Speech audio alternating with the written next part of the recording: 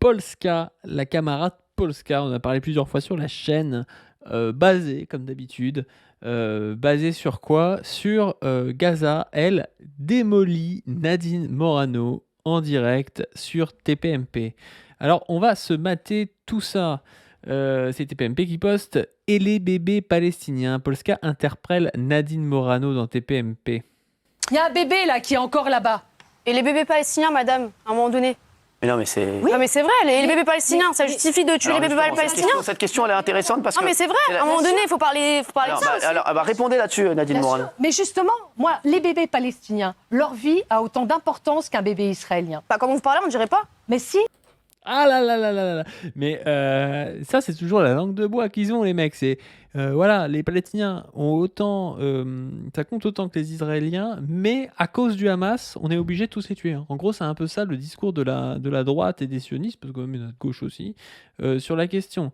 C'est ils ont la même valeur, mais malheureusement, à cause du 7 octobre, à cause des otages ou je sais pas quoi, on est obligé d'aller buter tout le monde, même les bébés, quoi. Pourquoi je vous dis ça? Parce que vous voyez, quand Israël a été attaqué, ils sont venus dans les maisons. Vous savez, moi, mais là, on parle de la Palestine, non, mais, du coup. non, mais attendez. Parce que ça s'est fait hier, ça s'est fait il y a 2 jours. Je veux parler d'eux aussi. Je vous explique. Je suis rentrée dans une garderie d'enfants. Vous pouvez regarder sur ma page Facebook parce que j'ai ramené un film et on voit ces images où on voit le sang encore par terre de ces enfants qui ont été abattus. Encore une fois, c'est pareil. C'est vraiment arbitraire de parler du 7 octobre. Pourquoi on parle du 7 octobre particulièrement? Je veux dire, il y a eu plein de Palestiniens morts avant le 7 octobre. Il y en a plein après le 7 octobre. Mais la seule chose qui compte à leurs yeux, alors qu'ils nous disent que pour eux, un mort est un mort, qu'il soit palestinien ou israélien, c'est ceux du 7 octobre. Enfin, c'est quand même dingue. Et oui, ce qui s'est passé le 7 octobre, c'est affreux. Par contre, ce qui s'est passé le 7 octobre, c'est à remettre dans un contexte qui est un contexte de décolonisation ou de lutte armée contre la colonisation israélienne qui fait des otages en Palestine depuis 70 ans, qui a tué des dizaines de milliers, voire plus de Palestiniens. Voilà. C'est un peu facile de choisir un jour dans les 20 dernières années en disant oui, mais à cause de ce jour-là, en fait, on peut rien faire, alors qu'avant, il y avait déjà des morts côté palestinien. C'est des personnes qu'on est venu attaquer. Là, on est dans une autre configuration, on est dans une configuration de guerre où l'État d'Israël doit aller chercher ses enfants, doit mettre à mal, enfin abattre ceux du Hamas. Mais il n'y a pas de souci, mais quel est le rapport avec les bébés palestiniens du coup qui sont tués? Quel est le rapport avec eux? Il doit aller chercher, vous savez, les otages israéliens, ils doivent aller les chercher, donc ils doivent tuer le Hamas. C'est ce que dit Nadine Morano alors qu'on lui a parlé des bébés palestiniens. Ce qui veut bien dire qu'en fait, elle va finir par nous dire oui, mais on est obligé dans le Hamas de faire des victimes collatérales, alors que c'est du bidon. Je veux dire, 70% des morts sont des femmes et des enfants. D'ailleurs, il y avait les chiffres là, de Netanyahou, c'était qu'il y avait 15 000 personnes du Hamas tuées et 15 000 morts civiles, sachant qu'il y a environ 35% d'enfants, 35% de femmes quoi, qui sont morts. Ça veut dire que selon lui, en gros, tous les hommes font partie du Hamas quoi, et sont des terroristes. Quoi. Selon Netanyahou, tous les hommes sont des terroristes et même une partie des femmes. Quoi. Ça n'a aucun sens. Donc ce discours de oui, il faut éliminer le Hamas, mais le Hamas en fait c'est tout le monde, bah, c'est un discours génocidaire. Je comprends l'émotion que ça peut susciter. Malheureusement, une guerre, c'est terrible. Il y a toujours des victimes civiles. Ces victimes civiles, elles sont le fait de qui? Elles sont le fait d'Israël ou elles sont le fait du Hamas qui est venu déclencher une guerre, une attaque sur le territoire d'Israël? Et aujourd'hui, oui, une guerre, c'est... Non mais la guerre, elle date pas d'hier, mais vous avez vu, c'est toujours les mêmes arguments qui sont rincés. Ça tient pas du tout, la guerre, elle date pas du tout du 7 octobre, c'est insupportable comme argument. Voilà, c'est quand Israël tue des bébés palestiniens, c'est la faute du Hamas et du 7 octobre. C'est ce qu'elle est en train de nous dire, quoi. Ça n'a aucun sens. C'est ça. Oui, mais c'était un refuge, on leur a dit d'aller au refuge et au final, ils sont bombardés. Non, mais il vous a expliqué que dans cette opération militaire, il était question d'aller abattre... Oui, mais ça, c'est la version. Il y a plusieurs versions, c'est pas la version officielle non plus. Vous savez, le Hamas... Vous pouvez certifier maintenant que c'est la vraie version? Moi, je ne suis pas dans l'enquête. Je dis alors simplement... Non, mais vous ne pouvez pas... Enfin, j'essaie... Oh là là, c'est ouf quand même, parce que Polska, les gens sur Twitter et tout, dans les commentaires, il y en a plein qui la prennent pour une débile et tout. On en parlera après d'ailleurs de tout ça. Alors qu'en fait, elle arrive quand même à tenir un débat face à des politiciens professionnels, et là, c'est elle qui gagne le débat. Enfin, Elle fait bégayer Nadine Morano et tout, alors qu'elle n'est pas du tout formée à ce niveau-là, parce que les gens qui font Sciences Po, je sais pas s'il a fait Sciences Po, Nadine Morano, les gens qui sont des hommes politiques, des femmes politiques, ils ont des cours de diction, de débat, de trucs comme ça, quoi. Et elle, elle tient bien le coup quand même. Hein. Et de vous faire comprendre que d'un côté, il y a un peuple qui a été attaqué, qui doit aller chercher ses enfants. De l'autre, il y a le Hamas qui a construit, vous savez, c'est pour ça que ceux qui défendent cette cause de la Palestine, il faut savoir que le Hamas a construit sous Gaza des kilomètres et des kilomètres de tunnels. Non mais, sincèrement, regardez par exemple l'histoire de la guerre du Vietnam. Mais les Vietnamiens ont construit plein de tunnels. Elle serait là à dire oui, non, c'est honteux, les Vietnamiens ont construit des tunnels. Ils sont chez eux colonisés, ils construisent des tunnels pour pouvoir lutter.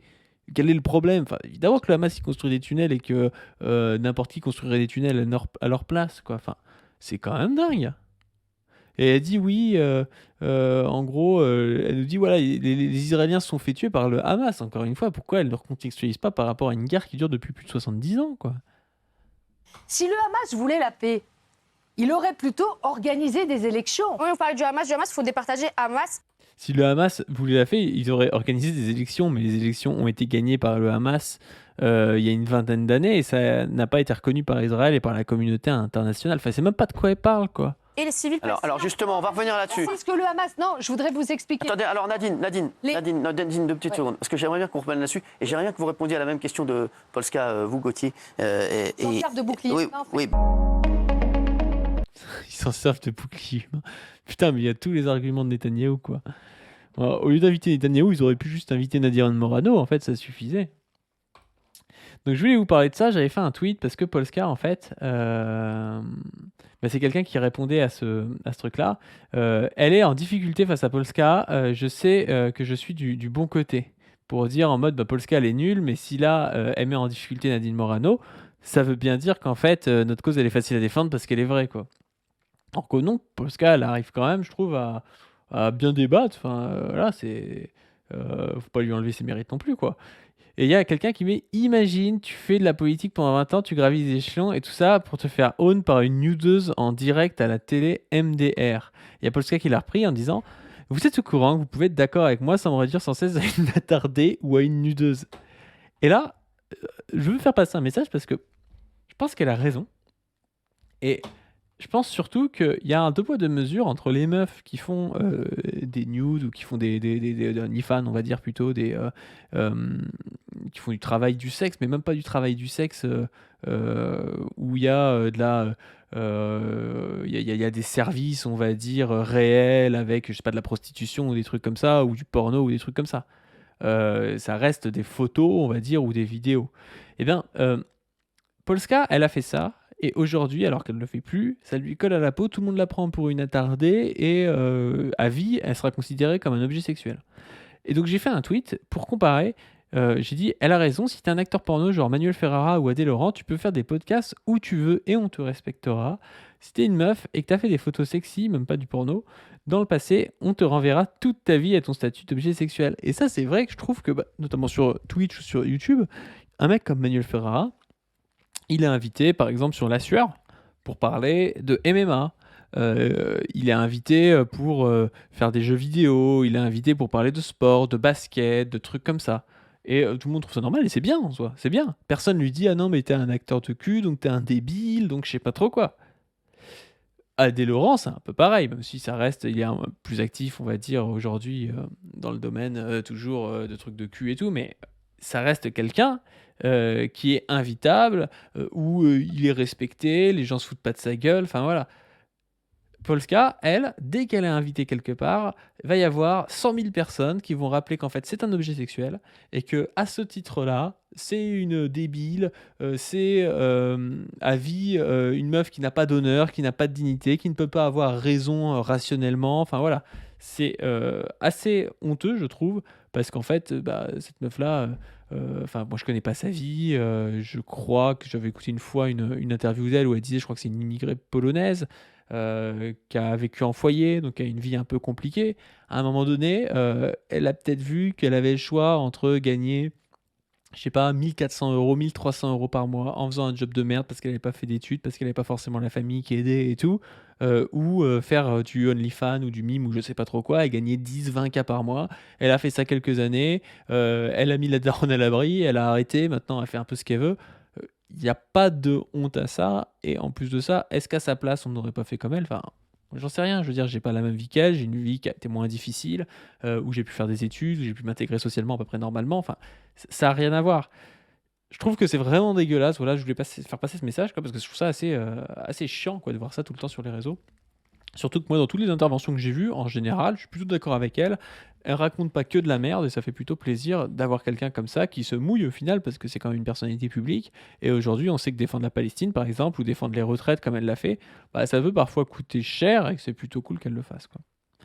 Bon, sur ce, je vous invite à donner sur le Tipeee. Je vous invite aussi à liker, partager, clocher, à vous abonner à la chaîne principale, à vous abonner à cette chaîne-là. Sur ce, je vous dis à